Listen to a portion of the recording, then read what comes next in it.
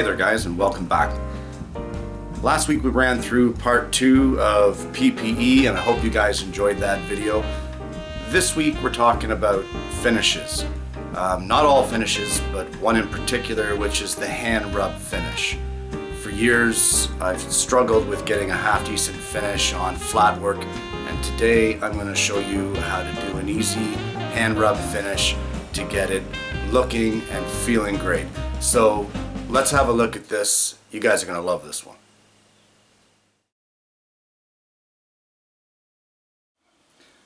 So let's start off with the supplies that you're going to need for this. On this particular project, I used some of this stuff here. 4 coats exactly. I used, this is Varathane Professional Clear Coat. It's a gloss, and the problem is you get a lot of dust and dirt particles that end up in your finish, and it feels like crap. So we need to smooth that out.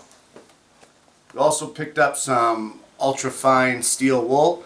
This is a 4/0. It's about the equivalent of a 400 grit sandpaper. And we also have some micro abrasive sandpapers. Everything from 600 grit right up to 1500. Some people use pumice or rotten stone, and that's fine too. And maybe on another episode I'll show you guys how to use those particular items. As well, you need some form of lubricant, whether it is mineral oil or soapy water. You need something to keep the wet dry sandpaper lubricated to keep it from gumming and clogging up. And because I could, while I was at Lee Valley, I bought a new sanding block just because I kind of liked it. So this is the project I'm going to be working on, and this is a bench that I've made. It's just a little kitchen stool.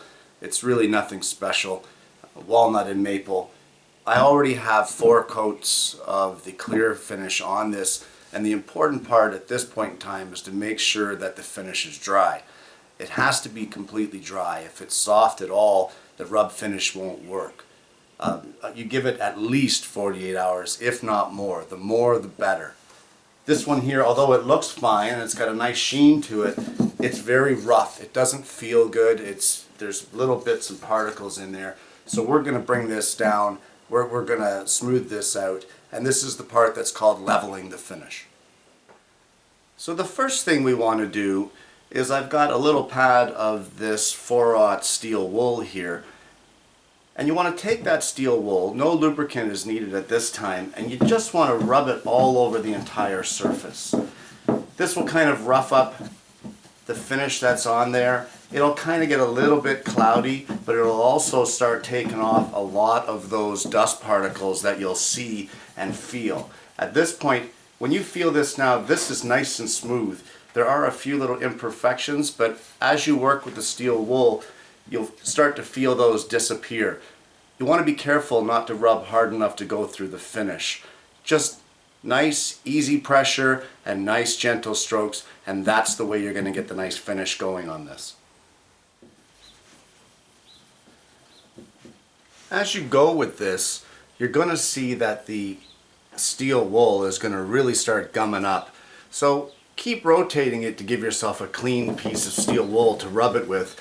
And if it starts looking like this, the stuff is dirt cheap. Get rid of it. Use a new piece. We're done with this now, with the steel wool. Most of the sheen is gone off of this. It's almost a semi-gloss now, but it feels great. It's very smooth. There's no bumps left, but there is a lot of residue from the steel wool. So I'm going to use a tack cloth and just give it a wipe all over, a really good cleaning to get all of those steel wool particles off of this piece.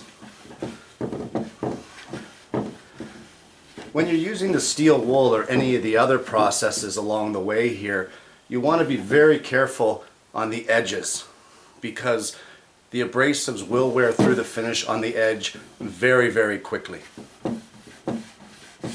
Alright, so we're pretty much finished up with the leveling process.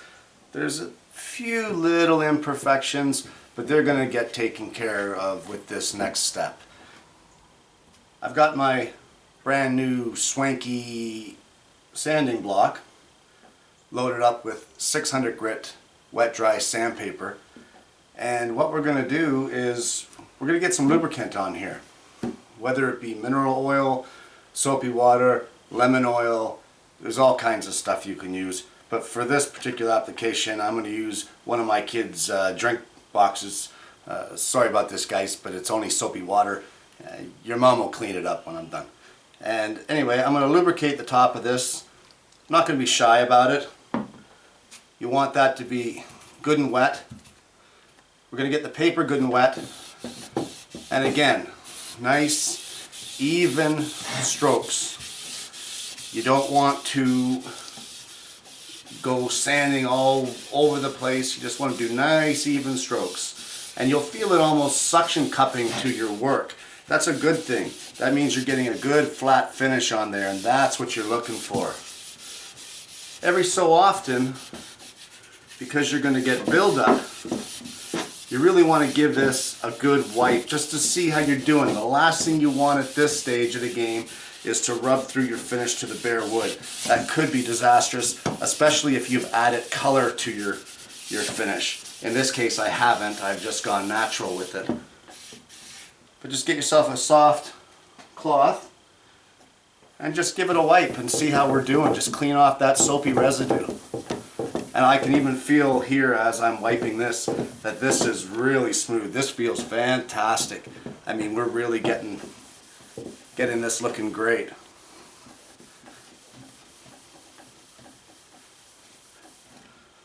All the imperfections are gone out of it. The bumps are all gone. It feels extremely smooth all the way around. Well, you want to work with the 600 on the whole piece, and then we're going to move on to the next step. Alright, we're done there with the 600 grit. And I mean, we could leave it like this if we wanted to. This feels great. It's very smooth. It's got a nice semi-gloss sheen to it, but I want to bring it up a little more. At this point in time, some people might use a mixture of pumice and mineral oil, but I'm using microabrasives for all this. So I've pumped up the grit on my funkified sanding block, and I've gone to 1000 grade. And again, we're gonna lube up the surface with some soapy water. Sorry to my daughters about using your juice box from school. And again, just light, even strokes. You're not looking to take the finish off here. You're just looking at this point now to kind of buff it a little bit with these higher grit abrasives. If you should get any clogging in your paper, it's generally a good sign that your finish is not dry enough to be doing this just yet. So you can see here, I'm not putting a lot of pressure on at all. I'm just kind of letting the sanding block do its thing, and I'm just guiding it over the wood. Give it a wipe every once in a while just to see how we're doing. Get that soapy residue off of there. And she's coming up nice. This finish is looking beautiful. So we're done with the 1000 grit, and this here would be just perfect to leave it like it is, but I want to go a little higher. I want a little more of a sheen to this. And I wish you guys could feel this, because this is like glass. This is as smooth as it gets. So taking it up another notch, we're going to go in my Funkadelic sanding block. Did I happen to say that I got a new sanding block? Anyway, I'm going up to 1200, and then I'm going to go up another step to 1500. Some people use rotten stone and mineral oil at this point in time to get that final buffing, but I'm going to do 1200 and 1500, and then when I'm done with that, I'll show you where we're at. Don't forget to lube up your surface, guys. You don't want this thing scratching at this point, or your paper clogging and getting scratches in your surface. I finished this up now with a 1200 and then finishing with the 1500 grit. If I were using pumice or rotten stone, I'd be applying it with a felt pad. But I wish you guys could feel this. This is unreal. I don't know if you can see the sheen on there. It's not super high gloss. It gives a fantastic, rich looking finish and very professional. This is awesome. I could leave it like this, but I'm going to go one more step just for a little bit of added protection, and that last step will be a coat of paste wax and a buff. And there you have it. A hand rub finish. I really wish that you guys could see this in person and feel it. The camera doesn't do it justice. This is not a quick way to finish something. I don't want you guys thinking because you watch a 5-minute video that this is only a 5-minute process. Probably took a couple hours to do this, but it's well worth the extra effort. And it's not really hard work. You just have to be careful, especially around the edges. Like I said earlier, watching for rub out and wear through. You don't want to cut through back to the wood, and make sure that your finish is completely dry.